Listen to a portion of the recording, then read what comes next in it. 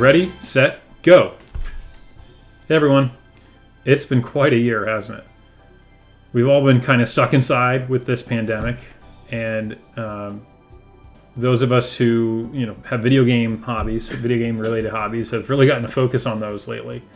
And for me, my passion in video games is pretty much centered around Mario Kart 64 for a long time, and this year's been an exciting one to be a Mario Kart 64 player, and specifically for me, a tool-assisted speedrunner.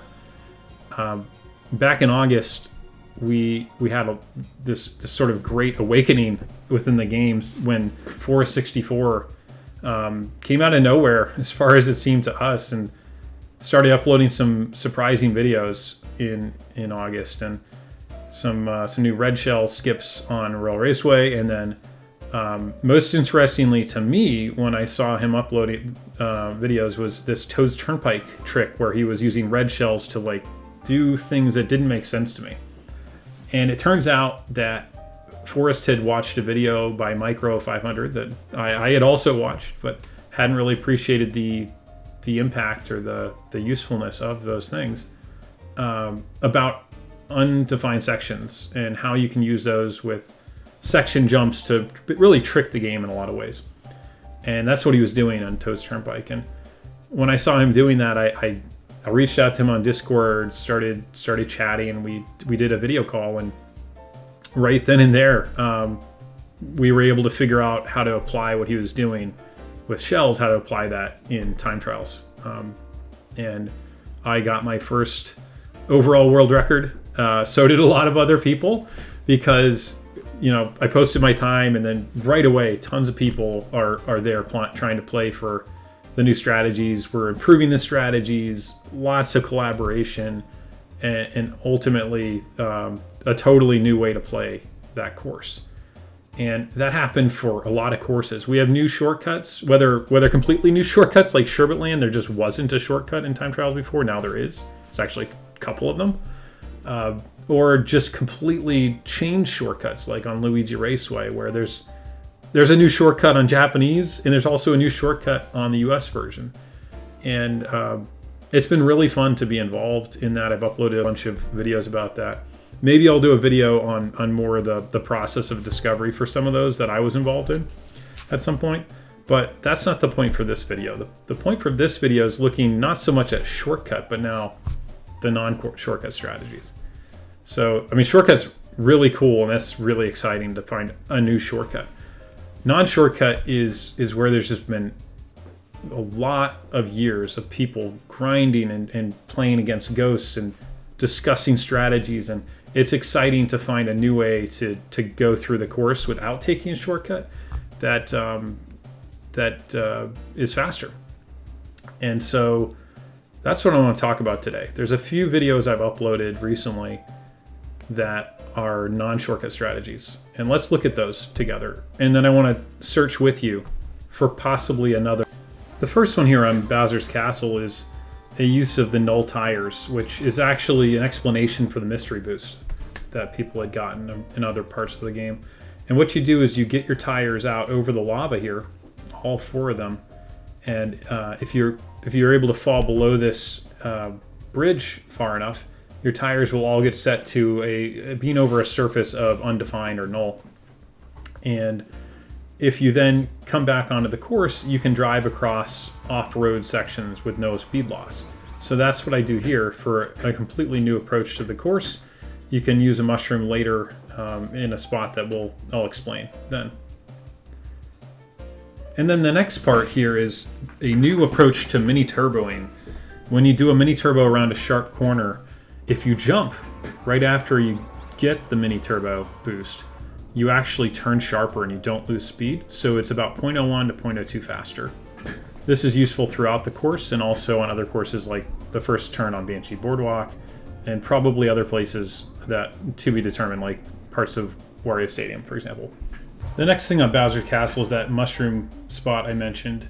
This is about 0.20 faster than the prior strategy for this corner. If you jump on this step here, instead of just driving down, you maintain your speed better. And then from that, you get also a slide into this next corner where you can then mushroom much earlier, right when you jump and land into the grass here. And you can do this entire section about 0.20 faster. And finally, we have some new boost ramp tech. First, DK Jungle Parkway. If you jump right when you touch the frame that you touch this ramp, you will avoid the slowdown that the ramp applies to you. Normally it limits you to 60 kilometers per hour, but if you jump that first frame, you don't have that limitation. If you jump again at the end of this, you don't lose all that much speed, and you actually jump further. And then you can also, after having landed, you can go into this slide immediately. This whole section is maybe 0.15 to 0.2 faster than the current world record strategy. Royal Raceway is a different ramp strategy. That ramp doesn't slow you down to 60 kilometers per hour, so it's better to slide while you're on it. But you do need to straighten back up before you get to the end. So you can jump at the end to make it so you can slide longer. And then you just land at a slight angle, but you're definitely ahead of the normal strategy of just driving straight by 0.01, 0.02. So let's go looking for some new non-shortcut strategies. And to do that, let's enlist the help of our friend Donkey Kong, who is so overpowered that nobody ever uses him in time trials or in GP mode. He's just too powerful. So let's use him and his near infinite power to go looking for some non-shortcut strategies.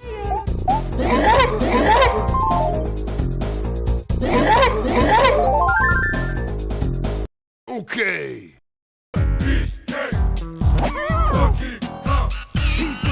Of the bunch, you know him well. He's finally back to kick some tail. Here's a coconut gun, can fire in spurts. If he shoots ya, it's gonna hurt. He's bigger, faster, and stronger too. He's the first member of the DK crew.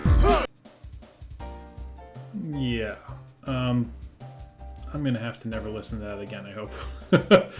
But we all know that DK is known for hoarding things like bananas. So has he been hoarding strategies that we just all had to look with him to find? Let's take a look.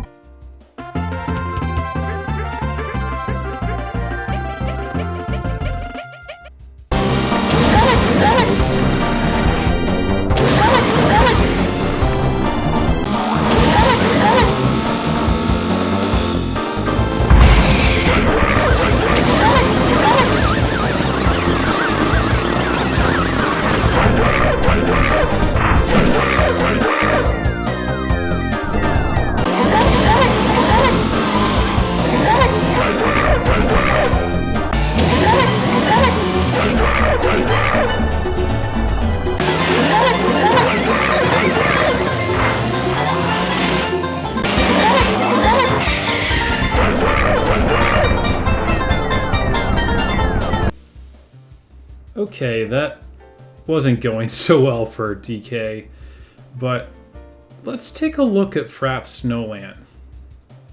This is a level I have a good feeling about because there's some pretty big jumps that we do over sections of the course that are not prevented in any way. There's no barricade, there's no wall. And the current world record goes over out of bounds sections a couple of times. And let's see what we can do if we push those to the extreme. Okay, that wasn't the extreme. Okay, but it did show a little corner cut that we don't do right now in non-shortcut. You can jump over little corners all over the course that are out of bounds. And I'll show two parts where the world record jumps. I'll show you me going out of bounds by not making it.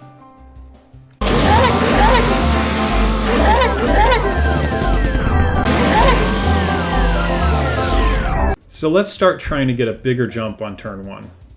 Non-shortcut world record jumps over that out of bounds section. Can we do it further left? Can we go way over the top of this hill? What's possible here?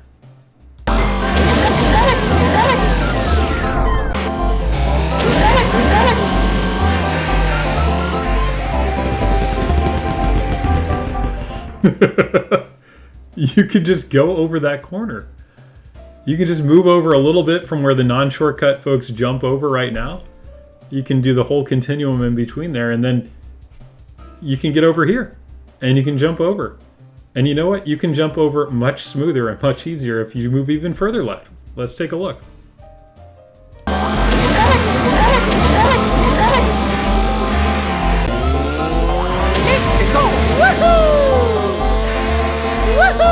Even Bowser can do it. And he's got a bigger hitbox. And he can do it with one mushroom. This is very achievable. Just jumping right over this.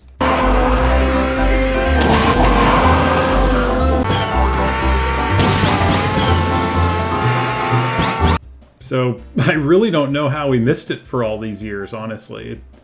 It seems to save over a second. I haven't done the actual like task comparison or anything, but it seems to save over a second if you do it smoothly. You only need one mushroom. You were already using a mushroom on this corner anyway. And I played it a little bit RTA, and I cut over a second off of my time with some pretty garbage driving. I'm not that great of a player, but I improved my time from like 200 and something to like 60 something. I went from, I don't even know, some kind of king rating to a legend A. I was like 0.02 or 0.03 away from the god rank in the ARR. I think if I grinded hard enough, I could actually, with my skill level, I could be able to beat the world record. But I'm not going to do that. I'm not going to hoard this strategy and hoard my time, which I just got a couple days ago. I'm going to submit them now when I upload this video and let all of you go for the new records. Good luck improving. I'm going to show you my current record with a pretty good first jump and well ahead of the world record at the moat. I think it was 0.45, I think, NTSC seconds, I think, ahead at the river. And then I drove really poorly after that because I need to play more. And I'll play more. I hope you do too. And I hope you all enjoyed this. Here's my video.